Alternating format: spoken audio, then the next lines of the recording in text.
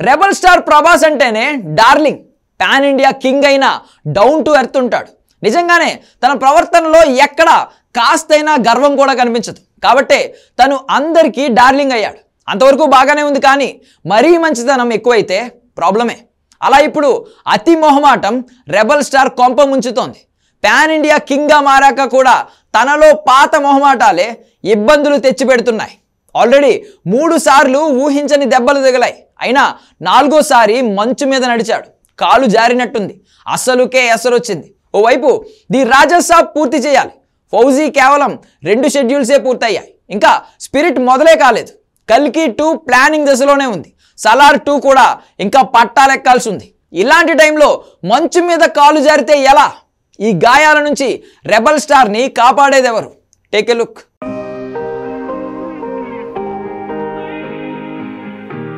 Rebel star Prabhas pan India మార్కెట్కి మొగుడు, pan India సింహాసనాన్నేలే king.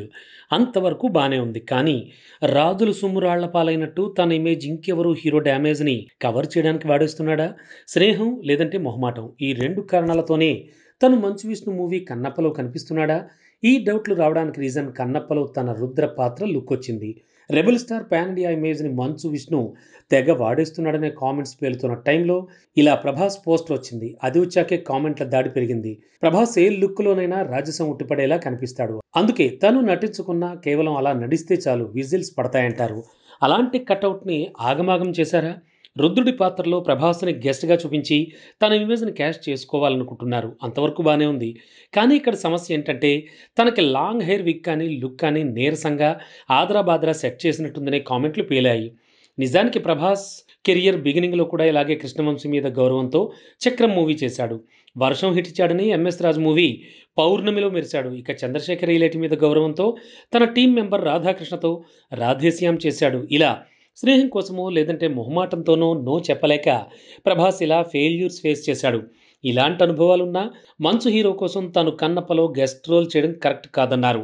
సరే, స్నేహం కోసం ఏదో చేస్తున్నాడు అనుకుంటే తన లుక్ పాత్ర బాగుండాలి కదా. ఆగమాగం మేకింగ్, క్లారిటీ లేని టేకింగ్ వల్లే ప్రభాస్ పాత్ర ఏదోలా వచ్చిందంటున్నారు. అదెంతవరకు నిజమో కానీ మోషన్ పోస్టర్లో ప్రభాస్ లుక్ బాగున్నా తన జుట్టు మాత్రం అస్సలు బాగలేదంటున్నారు. ఓవైపు ది రాజా సాబ్, ఫౌజీ సెట్లో ఉన్నాయి. స్పిరిట్, కల్కి 2, సలార్ 2 సెట్స్ మీదకెళ్ళాయి. ఇంతటి బిజీ షెడ్యూల్లో కూడా తన డేట్లు కన్నప్ప టీంకి ఇస్తే సరిగ్గా వాడుకోలేదా? ఫస్ట్ లుక్ ఎలా ఉంటే ఇక సినిమా ఎలా ఉంటుందో అనే డౌట్స్ పెరిగాయి.